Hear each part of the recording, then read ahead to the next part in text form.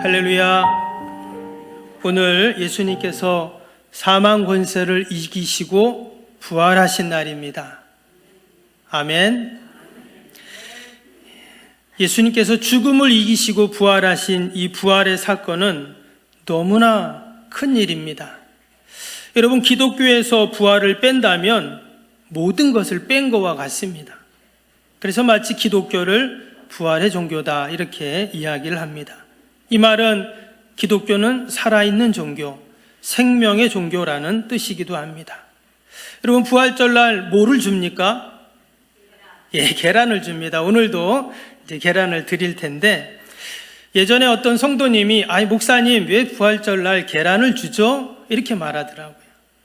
요즘에 어떤 이단에서는요, 이 부활절날 계란을 주는 것이 이교도의 풍습이다, 근거도 없는 그런 얘기를 하는 것을 보았습니다. 여러분, 부활절날 왜 계란을 줄까요? 이 계란은 고대로부터 생명을 상징을 합니다. 마치 병아리가 그 알을 깨고 나오듯 우리 주님이 무덤을 깨고 나오신 그 생명과 부활을 연관시켜서 주는 것이죠. 좀 더 실질적인 의미는요, 초대교회 때 이 성도들이 부활절을 기념하면서 특별히 그 고난주간, 한 주간을 보내면서 그때 당시에는 금식을 했다고 합니다. 금식을 하니 배가 고프고 영양이 많이 떨어지잖아요. 그래서 이 계란을 먹으면서 영양을 보충했다는 거예요. 당시에 이 계란은 상당히 고급진 음식이었습니다. 그래서 그 계란을 먹으면서 지난 고난주간 일주일 동안 지치고 몸이 연약해진 것을 보충하는 의미에서 그렇게 계란을 주고 먹었다는 것이죠. 그런데 이 부활절 계란과 가장 관련이 있는 이야기가 있습니다. 바로 십자가 전쟁 때 일인데요. 남편이 전쟁에 나갔습니다. 그런데 이 부인이 이 계란을 삶아가지고 동네 아이들에게 이 계란을 나눠 주었는데, 이 아이가 그 계란을 먹지 않고 전쟁에서 돌아오는 군인한테 이 계란을 주었다는 거예요. 그래서 그 여인이 했던 그 계란 나눔이 너무나 귀해서 계란에다 색칠도 하고 성경 구절도 줘가지고 그때부터 부활주일날 나눠주기 시작했다는 겁니다. 한국교회의 부활절 계란 나눔은 선교사님들에 의해서 시작이 되었습니다. 선교사님도 자신들의 그 믿음의 선배로부터 받았던 부활절날 받은 계란을 생각하면서 우리 한국교회 성도들에게 계란을 나눠준 거예요. 그래서 이런 좋은 신앙의 전통 가운데 우리도 계속 부활의 의미를 되새기는 계란을 부활절날 주는 겁니다. 오늘은 특별히 부활 그 계란을 2배로 준비했습니다. 하나는 내가 먹고 지난 한 주 동안 고난주간 보내면서 힘들었으니까 영양을 보충하고, 또 하나는 누구 줄까요? 몰래 집에 가서 그것까지 드시면 안 되고, 또 하나는 이웃과 나눠야죠. 그러면서 부활을 알리고 또 부활을 소개하는 여러분 귀한 부활주일 되시기를 축복합니다. 오늘 말씀은 예수님께서 안식일 전에 금요일날 십자가에 달려 죽으셨죠. 그리고 나서 부활절, 예수님이 부활하신 날은 안식 후 첫날입니다. 그래서 안식일이 지난 이후에요. 3일이 되었습니다. 그때 아침에 여인들이 무덤을 찾아간 것으로 오늘 말씀이 시작되고 있죠. 우리 1절 말씀을 다시 한번 보시면 안식일이 다 지나고 안식 후 첫날 이렇게 나왔습니다. 그래서 막달라 마리아와 다른 마리아가 무덤을 보려고 갔다는 말씀이 됩니다. 여기 보니까 안식일이 다 지나고 안식 후 첫날이라는 말이 나왔습니다. 그래서 이 안식 후 첫날이라는 것이 부활의 대명사가 되었어요. 정확히 말하면 안식일 후 첫날이라는 그런 말입니다. 여러분, 안식일 후 첫날이 어떤 날일까요?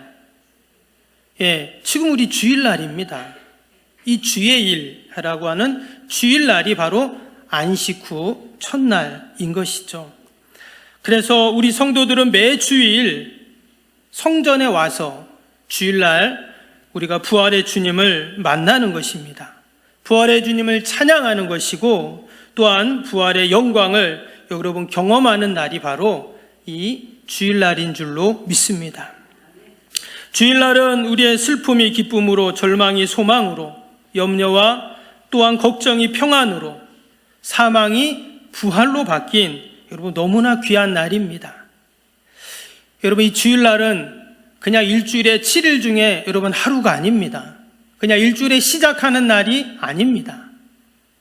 일주일 중에 가장 중요한 날이 바로 주일날이고, 우리가 이날 부활의 주님을 꼭 만나서 회복되고 소생되고 기뻐하고, 또한 우리 가운데 평안이 넘치고, 무엇보다 부활의 능력을 경험하는 여러분 귀한 매 주일날이 되시기를 축복합니다. 그러면 우리가 부활의 주님을 만나기 위해서 어떻게 해야 될까요? 2000년 전 그 안식 후 첫날 주일날 이 여인들이 예수님의 무덤에 갔어요. 과연 그들의 모습을 보면서 그들이 어떻게 부활의 주님을 만났는지 우리가 함께 살펴보고 은혜를 나누려고 합니다. 먼저 이 여인들에게는 열망이 있었습니다. 주님을 만나고자 하는 열망이 있었어요. 오늘 말씀해 보니까 지금 이 여인들이 무덤에 갔다고 지금 나옵니다. 여러분, 지금 이 무덤은 어떤 무덤입니까? 3일 전에 십자가에서 비참하게 죽으신 예수님이 안치되어 있는 무덤입니다. 지금 그 무덤 앞에는 무시무시한 로마 군병들이 지금 지키고 있습니다. 그런데 이 여인들은요, 그 예수님의 시신을 보기 위해, 특별히 그 예수님에게 향품을 바르기 위해서 안식 후 첫날 새벽에 지금 그 무덤에 갑니다. 원래 안식일은 율법에 의해서 어디를 이동할 수가 없잖아요. 심지어 전날 빵도 다 재료를 사가지고 와서 만들어서 그렇게 안식일은 아무 일도 하지 않는, 율법에 의하면 이 안식일에는 바늘에다가 실도 꼽을 수 없는 날로 되어 있습니다. 그래서 안식일이 지날 때까지만 기다린 거예요. 그리고는 새벽이 돼가지고 무덤으로 지금 달려가고 있는 겁니다. 아마 지난 3일 동안 이 여인들은 잠도 못 자고 눈물로 그렇게 지샜을 것입니다. 그리고는 안식일이 지난 그 새벽만을 기다리고 있었어요. 여러분, 이 새벽이라는 말이 우리에게 참 귀한 영적인 교훈을 줍니다. 그래서 기독교를 또한 새벽의 종교라고도 말을 해요. 무슨 말이냐면, 여러분, 새벽에는 뭐가 떠오릅니까? 해가 딱 떠오르잖아요. 우리 구룡포 앞바다에 해가 딱 떠오르는 것처럼 어둠의 모든 고통의 어둠, 환난의 어둠, 슬픔의 어둠들을 다 몰아내는 새로운 태양이 딱 뜨는 그 시간이 바로 새벽입니다. 여러분, 아무리 밤이 깜깜하고 깜깜해도 새벽이 되면 어떻게 돼요? 환해집니다. 지난 겨울 참 매섭고 추웠습니다. 그런데 여러분, 지금 밖에 보면 어때요? 이미 벚꽃도 다 떨어졌지만 그래도 호미곶 가시면 유채꽃이 엄청나게 지금 펴 있으니까 한번 보시기 바랍니다. 이제 철쭉이 나오고 있어요.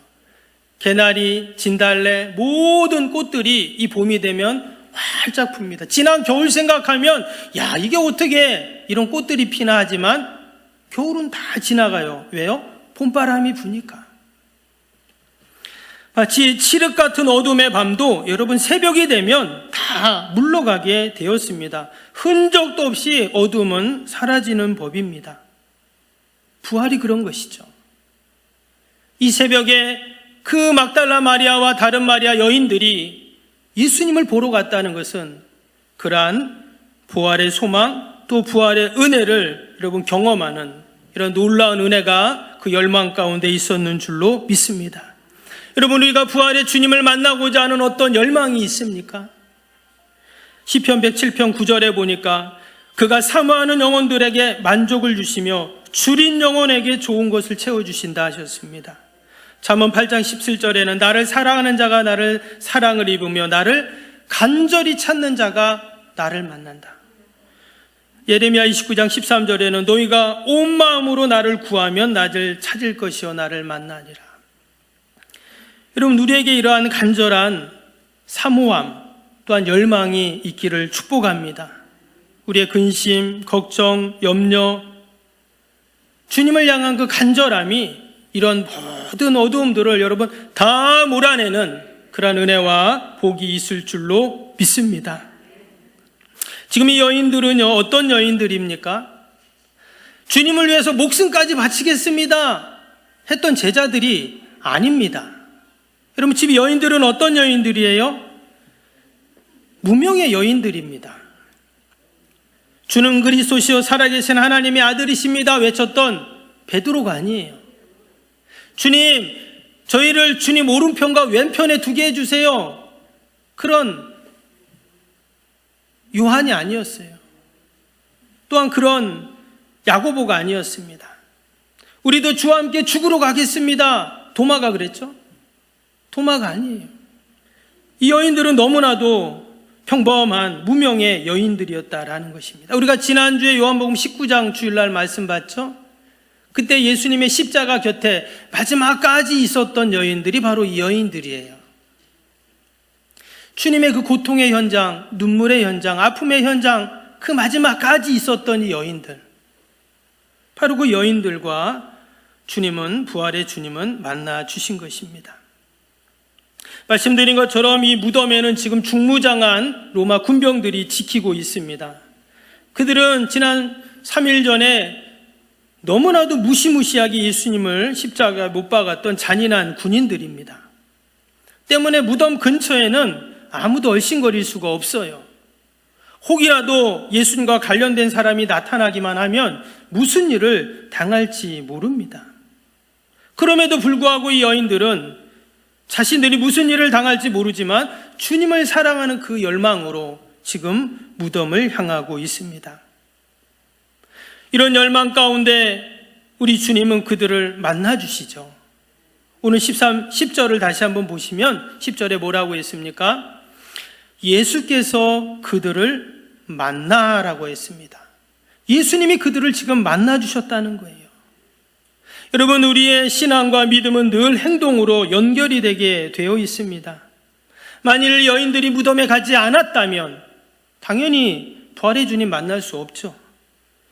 당연히 가장 먼저 부활의 은혜를 경험할 수도 없었고, 아니 부활의 주님을 영원히 보지 못할 수도 있습니다. 그러나 주님을 만나고자 하는 그 마음이 부활의 주님과 조우하는, 여러분, 이러한 은혜와 복이 있었는 줄로 믿습니다.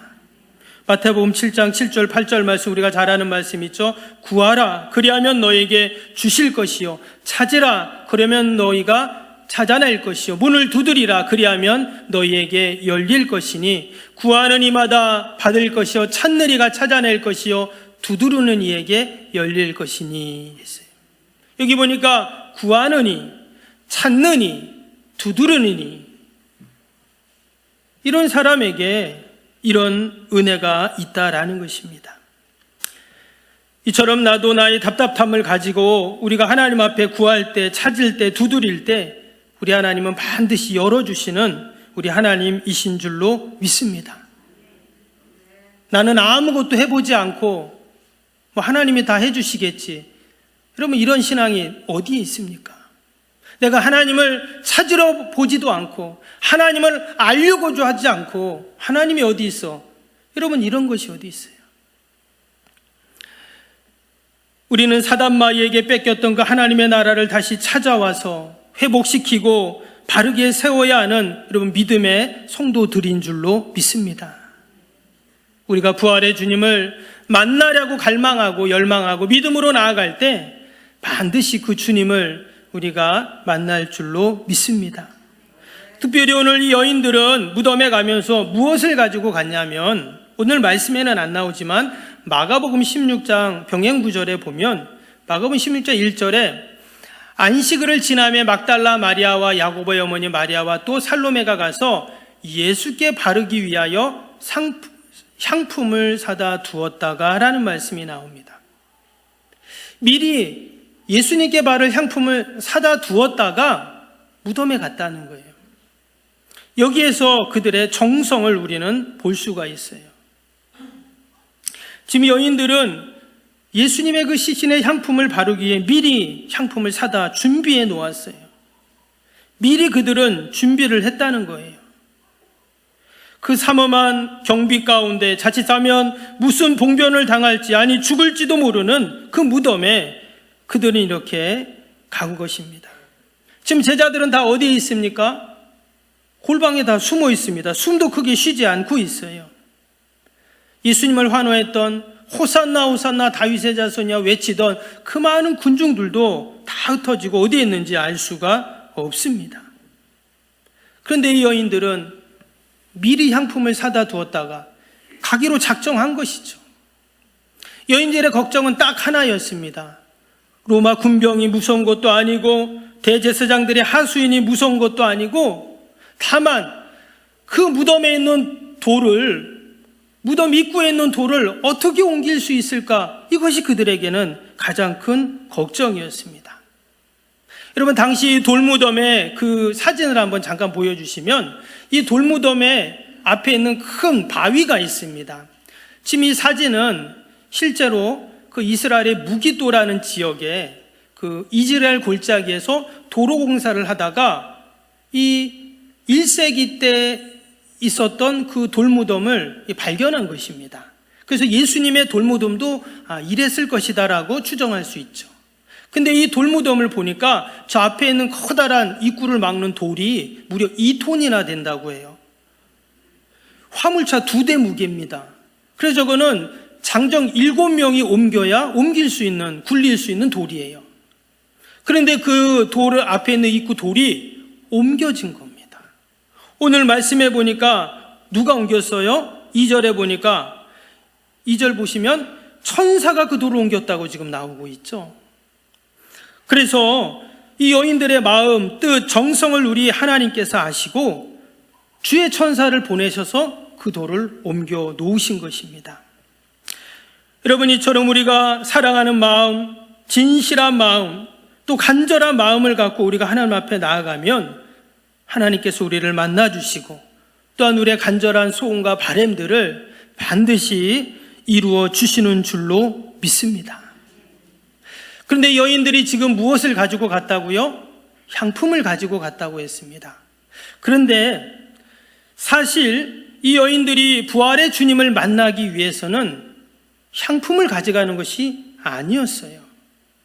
그것을 알 수 있는 게 오늘 5절 6절인데 5절 6절 한번 볼까요? 5절 6절에 보니까 천사가 여자들에게 말하 이르되 너희는 무서워하지 말라. 십자가에 못 박히신 예수를 너희가 찾는 줄을 내가 아노라. 근데 그가 여기 계시지 않고 그가 말씀하신 대대로 살아나셨느니라. 와서 그가 누우셨던 곳을 보라. 지금 천사들이 하는 말이 뭡니까? 예수님이 여기 계시지 않고 살아나셨다. 지금 이 말씀을 하고 있어요. 예수님 여기 없어. 살아나셨어. 이 말을 하고 있어요. 근데 여인들은 뭘 가져갔다고요?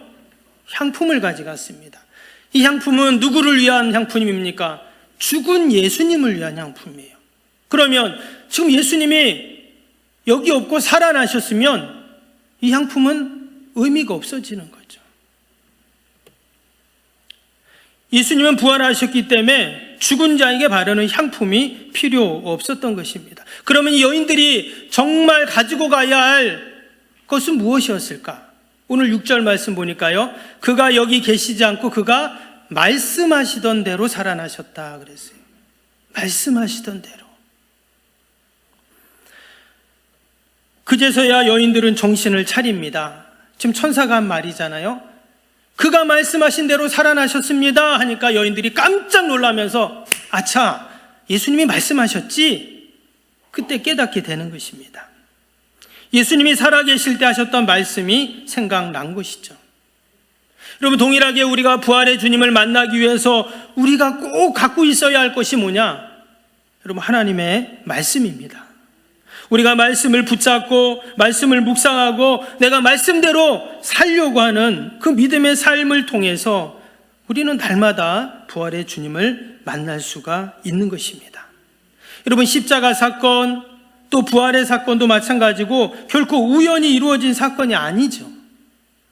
이미 구약 성경에 수도 없이 그 주님의 부활에 대한 이야기를 기록해 놓았습니다. 그리고 그 말씀대로 그렇게 이루어진 것이죠. 예수님도 내가 십자가에 죽지만 다시금 부활하신다고 말씀하셨습니다. 만약에 부활이 거짓말이라면 예수님이 거짓말장이가 되는 것이죠. 구약에 나오는 수많은 선지자들이 다 거짓말장이가 되고 하나님이 거짓말장이가 되는 것입니다. 여러분, 그것은 있을 수 없는 일이에요. 때문에 부활은 확실한 증거이고, 우리가 오늘 안식 후 첫날인 주일날 이렇게 모여 있는 것이 바로 여러분 부활의 증거인 줄로 믿습니다. 2000년 전 예수님의 무덤을 찾았던 그 여인들, 중무장했던 군병들이 지키고 있는 그 무덤까지 찾아갔던 그 여인들, 주님을 만나고자 하는 그 간절한 소망들이 영광스럽게 부활하신 여러분 주님을 만나는 은혜와 복이 분명히 있었을 줄로 믿습니다. 부활의 주님을 만나는 순간 그들의 모든 두려움들, 염려, 근심, 걱정들이 마치 어둠이 빛이 비칠 때 다 사라진 것처럼, 여러분, 우리가 부활의 주님을 만나면 우리의 가정과 우리의 인생과 우리의 삶과 또 우리의 내일에 대한 모든 근심, 걱정, 염려, 어둠들이 여러분 그 부활의 빛으로 환해지는 은혜와 축복이 있을 줄로 믿습니다. 부활의 주님을 만난 여인들은 이제 어디로 달려갑니까? 오늘 8절 말씀을 보겠습니다. 그 여자들이 무서움과 큰 기쁨으로 빨리 무덤을 떠나 제자들에게 알리려고 다름질할세. 이제 더 이상 무덤에 있을 필요가 없습니다. 왜? 거기 예수님이 없잖아요. 그래서 그들이 빨리 무덤을 떠나 어디로 갔냐면 제자들에게로 달려가서 그 부활의 소식을 전하고 있습니다. 여러분, 지금 시간이 언제입니까? 1절에 보았던 것처럼 새벽이었습니다. 아직 날이 밝아오지 않은 새벽입니다. 그러나 그 부활의 소식을 듣고 부활의 주님을 만났던 그 여인들은 잠시도 머물 수가 없었던 것이죠. 이후로 제자들도 그 부활의 소식을 듣고 어떻게 합니까? 온 천하에 다니면서 만민에게 복음을 전파하는 부활의 주님을 알리는 자들이 되었습니다. 전승에 의하면 그 부활을 증거하던 제자들의 마지막이 기록이 되어 있는데요, 베드로는 십자가에 거꾸로 매달려 죽었다고 합니다. 빌립과 시몬도 십자가에 못 박혀 죽고, 야고보는 헤롯 왕에게 목베임을 당하게 됩니다.